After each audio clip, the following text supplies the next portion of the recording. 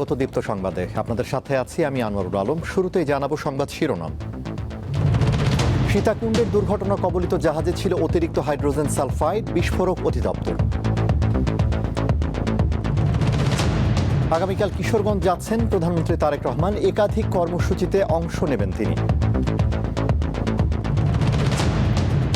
বড়পুকুরিয়া কয়লা খনির নালায় জীবিকার সন্ধান নারীদের, চর্মসহ নানা রোগে আক্রান্ত হচ্ছেন তারা।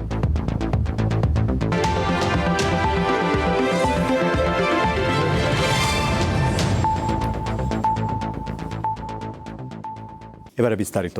শুরুতেই কেওয়াই স্টিল চট্টগ্রাম সংবাদ।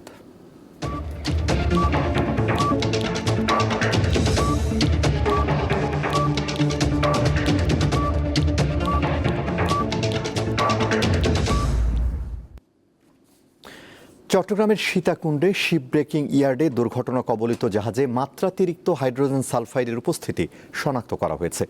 গ্যাস লিকেজে দুর্ঘটনা কবলিত ওই জাহাজ শনিবার পরিদর্শন করেছেন শিল্প সচিব সহ ঊর্ধ্বতন কর্মকর্তারা। এদিকে দুর্ঘটনায় নিহত 9 জনের মরদেহ তাদের পরিবারের কাছে হস্তান্তর করা হয়েছে। এর মধ্যে 2 শ্রমিকের মরদেহ গাইবান্ধায় পৌঁছলে শোকের ছায়া নেমে আসে। শুক্রবার সকালে স্ক্র্যাপ জাহাজের ট্যাঙ্ক কাটার সময় বিষাক্ত গ্যাস ছড়িয়ে পড়ে। এতে ঘটনাস্থল ও হাসপাতালে চিকিৎসাধীন অবস্থায় মারা যান 9 শ্রমিক, আহত হন আরও কয়েকজন। দুর্ঘটনার পরদিন আজ সকালে চট্টগ্রামের সীতাকুণ্ডের Ferdous steel ship breaking yard পরিদর্শন করেন শিল্প সচিব সহ ঊর্ধ্বতন কর্মকর্তারা। পরে বিস্ফোরক অধিদপ্তর জানায়, দুর্ঘটনা কবলিত জাহাজে বিষাক্ত হাইড্রোজেন সালফাইড গ্যাসের উপস্থিতি পাওয়া গেছে। ধারণা করা হচ্ছে যে এখানে কোনো ডোমেস্টিক ওয়েস্ট বা হিউম্যান ওয়েস্ট ছিল, যেটাই হচ্ছে পরবর্তী হাইড্রোজেন সালফাইডের। রিজনটা আমরা তো বের করতে হবে, কেন হয়েছে। ঘাটি না হলে তো অবশ্যই অ্যাক্সিডেন্ট হতো না। দুর্ঘটনার কারণ অনুসন্ধানে পরিবেশ অধিদপ্তর, বিস্ফোরক অধিদপ্তর, শিল্প মন্ত্রণালয় ও জেলা প্রশাসনের পক্ষ থেকে পৃথক তদন্ত কমিটি করা হয়েছে। এখানে শুধুমাত্র দুর্ঘটনাটা যে ঘটেছে অথবা দুর্ঘটনার আগে পিছে কি কি লেকিংস ছিল, আপনি যে কথাটা বললেন সেটাও যেহেতু আছে, ওনারা প্রত্যেকটা এবং কলকারখানা যে প্রতিষ্ঠান যেটা আছে তাদেরই যারা একজন প্রতিনিধি কিন্তু তদন্ত কমিটি রয়েছে। ভবিষ্যতে আমরা যেন আমাদের এই কার্যক্রমগুলোতে আরো বেশি সতর্ক থাকি এবং এই কমিটির প্রতিবেদন আলোকে আমরা এর পরবর্তীতে এখানে যে অপরাধ যারা সংঘটিত করেছিল তাদের বিরুদ্ধে প্রয়োজনীয় ব্যবস্থা গ্রহণ করব। এদিকে নিহত 9 শ্রমিকের মধ্যে গাইবান্ধার রানা মিয়া ও খোকন মিয়া দীর্ঘদিন ধরে জাহাজ কাটার কাজে নিয়োজিত ছিলেন। শনিবার সকালে তাদের মরদেহ গ্রামের বাড়িতে পৌঁছালে স্বজন ও এলাকাবাসীর মধ্যে নেমে আসে শোক। কারখানা কাজ করে যাওয়া আমার ছেলেটা হারিয়ে গেল। আমি কোম্পানির কাছে দাবি চাই যে আমার পরিবার কিভাবে চলবে। এই পরিবারটা এই বাচ্চাটার উপরে নির্ভরশীল, বিয়ে শাদী করে নাই বা বিয়ের উপযুক্ত, এই অভাবের কারণে বিয়েও করতে পারে না। দুর্ঘটনা কবলিত জাহাজটি গ্যাসমুক্ত থাকার সনদ ছিল বলে দাবি করেছে শিপ ব্রেকার্স অ্যাসোসিয়েশন। সনদ থাকার পরও কিভাবে জাহাজে প্রাণঘাতী গ্যাস থাকলো তা তদন্তে বেরিয়ে আসবে এমন প্রত্যাশা সংশ্লিষ্টদের। কাউসার আহমেদ, দীপ্ত, বার্তাকক্ষ। সরকার মানসম্মত স্বাস্থ্যসেবা শুধু শহর কেন্দ্রিক না রেখে দেশের প্রত্যন্ত অঞ্চলে ছড়িয়ে দিতে কাজ করছে উল্লেখ করে আগামী অক্টোবরে কুমিল্লা, বরিশাল, খুলনা, রংপুর ও রাজশাহীতে শিশুদের জন্য বিশেষায়িত হাসপাতাল চালু করা হবে বলে জানিয়েছেন প্রধানমন্ত্রী তারেক রহমান। সকালে রাজধানীর আগারগাঁওয়ে ন্যাশনাল ইনস্টিটিউট অব নিউরোসায়েন্স ও হাসপাতালের সম্প্রসারিত 500 শয্যার নতুন ভবন উদ্বোধন শেষে তিনি এসব কথা বলেন। পরে হাসপাতালের বিভিন্ন বিভাগ ঘুরে দেখেন এবং রোগীদের সুযোগ সুবিধার বিষয়ে খোঁজ নেন সরকার প্রধান। রোগীদের প্রতি চিকিৎসকদের সহানুভূতিশীল আচরণ চিকিৎসার মান আরও বাড়াতে পারে বলেও মন্তব্য করেন তারেক রহমান।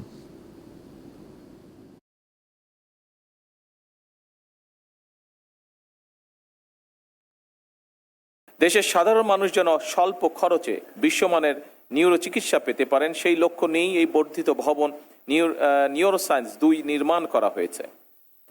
আধুনিক চিকিৎসা প্রযুক্তি, অতিরিক্ত বেড এবং দক্ষ জনবলের সমন্বয়ে গড়ে তোলা এই ব্যবস্থা দেশের হাজারো রোগীর জন্য নিঃসন্দেহে আশার আলো বয়ে আনবে। রোগীর প্রতি একজন চিকিৎসক বা স্বাস্থ্যকর্মীর সহানুভূতিপূর্ণ আচরণ, মনোযোগ দিয়ে রোগীর কথা শোনা, রোগীর মানসিক অবস্থা বোঝা এবং রোগীর সঙ্গে সম্মানজনক আচরণ চিকিৎসার মান অনেক বাড়িয়ে দেয়। তবে একই সঙ্গে আমাদের এটিকে অবশ্যই মনে রাখতে হবে, চিকিৎসা সেবা এবং চিকিৎসা পরিবেশ নির্ভীক করতে সকল দায় দায়িত্ব চিকিৎসকের একক নয়। আগামীকাল কিশোরগঞ্জ যাচ্ছেন প্রধানমন্ত্রী তারেক রহমান। ঘোষিত কর্মসূচি অনুযায়ী পাকুন্দিয়া, কটিয়াদি ও জেলা শহরে একাধিক কর্মসূচিতে অংশ নেবেন তিনি। প্রধানমন্ত্রীর আগমন ঘিরে নেওয়া হয়েছে ব্যাপক প্রস্তুতি, জোরদার করা হয়েছে নিরাপত্তা ব্যবস্থা। দায়িত্ব নেওয়ার পর প্রথম কিশোরগঞ্জ যাচ্ছেন প্রধানমন্ত্রী তারেক রহমান। তার আগমন ঘিরে চলছে উৎসবের আমেজ। সরকার প্রধানের আগমন ঘিরে কিশোরগঞ্জ দলীয় নেতাকর্মীদের পাশাপাশি সাধারণ মানুষের মাঝেও দেখা দিয়েছে উৎসাহ উদ্দীপনার। আশা করি যে ব্যাপক একটা উন্নয়ন হবে কিশোরগঞ্জের। আমরা দীর্ঘদিনের অবহেলা থেকে আমরা মুক্তি পাবো। এর আগে তো আর এই এলাকায় কোনো প্রধানমন্ত্রী বা কোনো আগেও ছিল, রাষ্ট্রপতিও ছিল, কিন্তু এই মাঠে কিন্তু এভাবে কোনোদিন কিন্তু আসে নাই।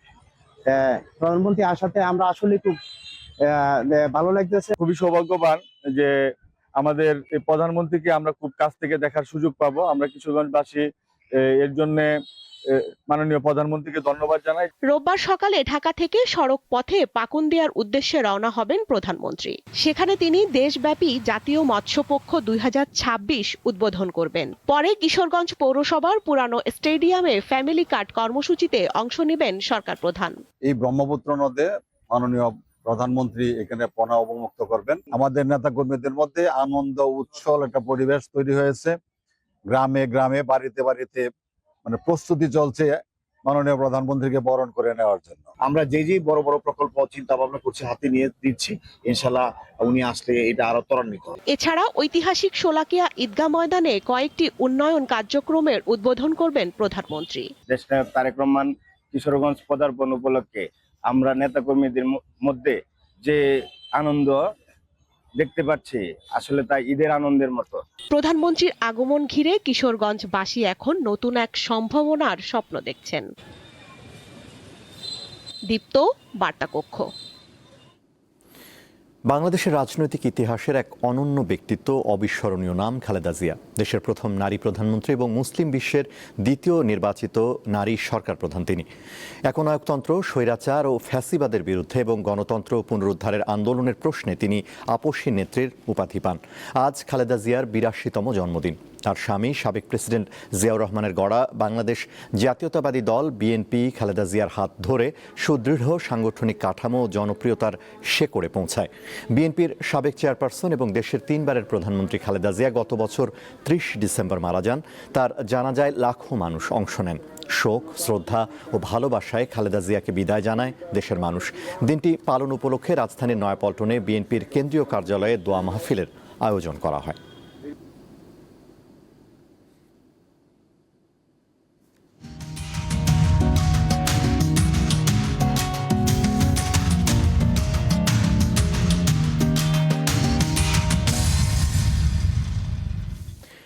জীবিকার তাগিদে দিনাজপুরের বড়পুকুরিয়া কয়লা খনি সংলগ্ন নিষ্কাশন নালায় নেমে চরম স্বাস্থ্য ঝুঁকিতে কাজ করছেন স্থানীয় কর্মজীবী নারীরা। খনি থেকে প্রবাহিত কালো দুর্গন্ধযুক্ত বর্জ্য পানিতে নেমে প্রতিদিন সংগ্রহ করছেন কয়লার ডাস্ট। দীর্ঘক্ষণ এই দূষিত পানির সংস্পর্শে থাকায় তাদের অনেকের শরীরে দেখা দিয়েছে নানা ধরনের চর্মরোগ। পার্বতীপুরের কয়লা খনির যে পাশ দিয়ে প্রবাহিত ডাস্ট যুক্ত পানি যে প্রবাহিত হয়, সেই পানিতে তারা মাছ ধরার মতন করে যে কয়লা তুলছেন, এটি হচ্ছে দিনাজপুর পার্বতীপুর এর যে কয়লা খনি, ঠিক তার আশেপাশের সাহাপাড়া, দুর্গাপাড়া, কালুপাড়া সহ বেশ কয়েকটি গ্রামের প্রায় ৮ থেকে ৭টি দল রয়েছে, যারা প্রতি সপ্তাহে একদিন করে এই কয়লাযুক্ত পানি যে প্রবাহিত হয় সেই পানি থেকে কয়লা তোলার সুযোগ পান। তবে এই দীর্ঘক্ষণ কয়লা সংগ্রহ করার কাজে থাকার কারণে অনেকেরই কিন্তু বিভিন্ন রকমের রোগে আক্রান্ত হচ্ছে। ওখানে যখন যায় সমস্ত দিন কয়লা তুলি, তখন হাত পা ফোসা হয়ে যায়। হাওয়া যাওয়ার পর পায়ে ঘা হয়, হাতে ঘা হয়।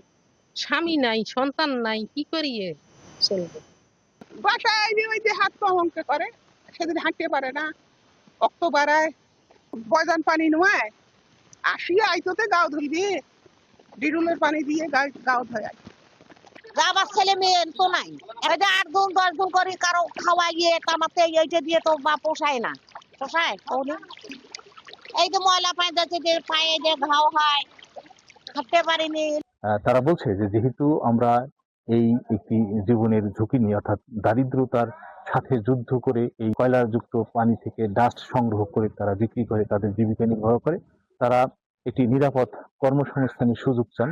তারা বলছেন যে সরকারের বিভিন্ন যে উপকারভোগী কর্মসূচি চালু করা হয়েছে, সেই কর্মসূচিতে যদি তাদেরকে অন্তর্ভুক্ত করা হয় তাহলে তারা এই বড় ধরনের যে ঝুঁকি নিয়ে তারা যে কাজগুলা করছে সে কাজ থেকে বেরিয়ে আসতে পারবে এবং একটা নিরাপদ জীবন পাবে।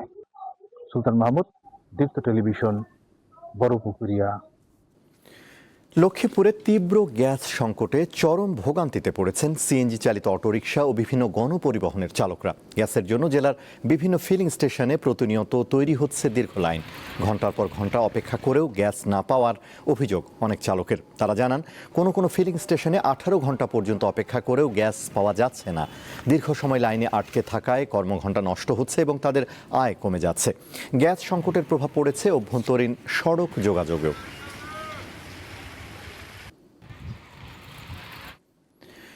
মাদারীপুরের কালকিনি পৌর এলাকার গোপালপুর দারুস সুন্নাহ মহিলা মাদ্রাসার পাশে ককটেল বিস্ফোরণের ঘটনা ঘটেছে।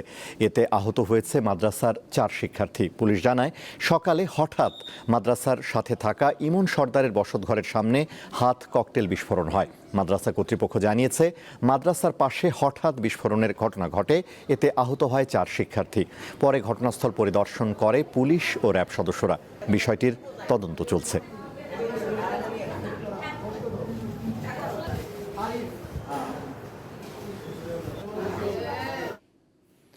গাজীপুরের কালীগঞ্জে ব্যবসায়ীর বাড়িতে ডাকাতির ঘটনায় ধারালো অস্ত্রের আঘাতে এক গৃহবধূ নিহত হয়েছেন। শুক্রবার মধ্যরাতে গাজীপুরের কালীগঞ্জ উপজেলার নাগরি ইউনিয়নের মঠবাড়ি তেতুইবাড়ি এলাকার নগর ভেলা গ্রামে এ ঘটনা ঘটে। পুলিশ জানায়, ব্যবসায়ী মঞ্জুরুল ইসলাম বৃহস্পতিবার ব্যাংক থেকে 20 লাখ টাকা তুলে বাড়িতে রাখেন। পরে 5-6 জনের একদল সশস্ত্র ডাকাত ভেন্টিলেটর ভেঙে ঘরে প্রবেশ করে আলমারি ভেঙে নগদ অর্থ ও স্বর্ণালংকার লুট করার সময় তার স্ত্রী কামরুন আক্তার টের পেয়ে চিৎকার শুরু করে। তখন ডাকাতরা ধারালো অস্ত্র দিয়ে তাকে আঘাত করে। এছাড়া ডাকাতদের সাথে ধস্তাধস্তির সময় তাদের 16 বছরের মেয়ে গুরুতর আহত হয়। ভুক্তভোগীদের চিৎকারে আশপাশের লোকজন এগিয়ে এলে মালামাল লুট করে পালিয়ে যায় ডাকাত দল। পরে তাদের উদ্ধার করে হাসপাতালে নেয়ার পর গৃহবধূর মৃত্যু হয়।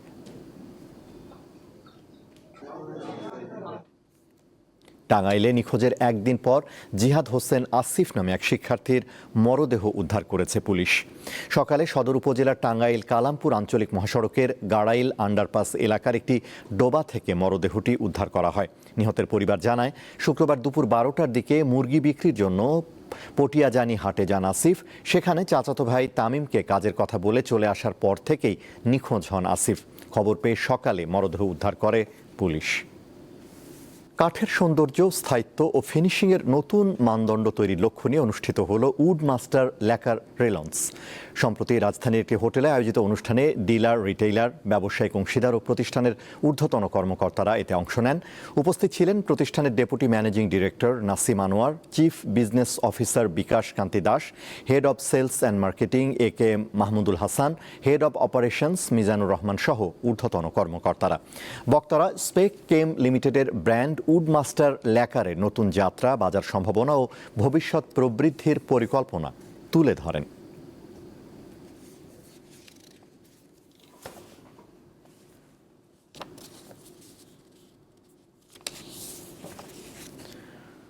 আন্তর্জাতিক। রাখাইন রাজ্যের নিরাপত্তা নিশ্চিত হলেই 3 লাখেরও বেশি রোহিঙ্গার শরণার্থীকে বাংলাদেশ থেকে ফেরত নেয়ার ঘোষণা দিল মিয়ানমারের জান্তা সমর্থিত সরকার। শনিবার এক বিবৃতিতে এই তথ্য নিশ্চিত করেছে মিয়ানমারের পররাষ্ট্র মন্ত্রণালয়। বিবৃতিতে বলা হয়, 8,28,000-এরও বেশি রোহিঙ্গার তালিকা দিয়েছে বাংলাদেশ। সেই তালিকা অনুযায়ী জুলাইয়ের শেষ পর্যন্ত 4,26,000-এরও বেশি রোহিঙ্গার পরিচয় যাচাই করা হয়েছে। তাদের মধ্যে 3,08,000-এরও বেশি শরণার্থী রাখাইন রাজ্যের সাবেক বাসিন্দা ছিলেন। এছাড়া 4,000-এরও বেশি শরণার্থীকে সন্ত্রাসী কর্মকাণ্ডে জড়িত বলে দাবি করেছে মিয়ানমার। সম্প্রতি মালয়েশিয়ার প্রধানমন্ত্রী জানান, তাদের দেশ থেকে 5,000 এবং বাংলাদেশ থেকে 3 লাখ রোহিঙ্গা ফেরত নিতে রাজি হয়েছে মিয়ানমার। ইন্দোনেশিয়ায় 7.7 মাত্রার শক্তিশালী ভূমিকম্পে অন্তত 38 জনের মৃত্যু হয়েছে। ধসে পড়া ধ্বংসস্তূপের নিচে ঘুমন্ত অবস্থায় তাদের মৃত্যু হয় বলে জানিয়েছেন পূর্ব নুসা তেনগারা প্রদেশের গভর্নর। বিবিসির খবরে বলা হয়, ভূমিকম্পে ক্ষতিগ্রস্ত ভবন এবং আফটার শকে আটকে পড়া লোকজনকে উদ্ধারে অনুসন্ধান ও উদ্ধারকারী দল কাজ করছে। সুনামির সতর্কতা জারি করা হলেও ভূমিকম্পের ঘণ্টা তিনেক পর তা প্রত্যাহার করা হয়। স্থানীয় সময় শনিবার ভোর 5টার কিছু আগে ফ্লোরেস দ্বীপে ভূমিকম্পটি আঘাত হানে। মালয়েশিয়ায় অনুষ্ঠিত আন্তর্জাতিক নারী বেসবল চ্যাম্পিয়নশিপের ফাইনালে উঠেছে বাংলাদেশ আনসার ও ভিডিপি দল। প্রথম ম্যাচে স্বাগতিকদের কাছে হারের তিক্ততা ভুলে দ্বিতীয় ম্যাচে ইন্দোনেশিয়ার গ্রিন ওরকা বেসবল দলকে 26-0 পয়েন্টে হারায় তারা। মালয়েশিয়ার সেনালগড় সারদাংয়ে স্বাগতিক নারী দলকে 10-9 পয়েন্টে হারিয়ে ফাইনালে ওঠে আনসার। বাংলাদেশের বেসবল ইতিহাসে আন্তর্জাতিক টুর্নামেন্টের নারী ইভেন্টে প্রথমবার আন্তর্জাতিক কোনো আসরের ফাইনালে ওঠে লাল সবুজের দলটি। মালয়েশিয়া ও ইন্দোনেশিয়ার মধ্যকার জয়ী দলের বিপক্ষে আগামী রোববার ফাইনাল খেলবে বাংলাদেশ আনসার ও ভিডিপি দল।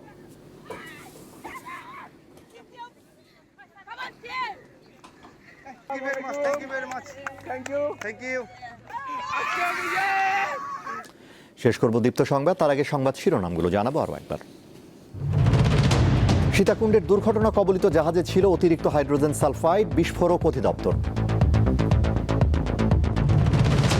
আগামীকাল কিশোরগঞ্জ যাচ্ছেন প্রধানমন্ত্রী তারেক রহমান, একাধিক কর্মসূচিতে অংশ নেবেন তিনি। বড়পুকুরিয়া কয়লা খনির নালায় জীবিকার সন্ধান নারীদের, চর্মসহ নানা রোগে আক্রান্ত হচ্ছেন তারা।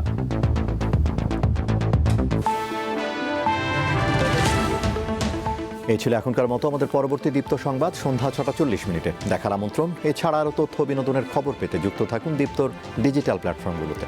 ধন্যবাদ।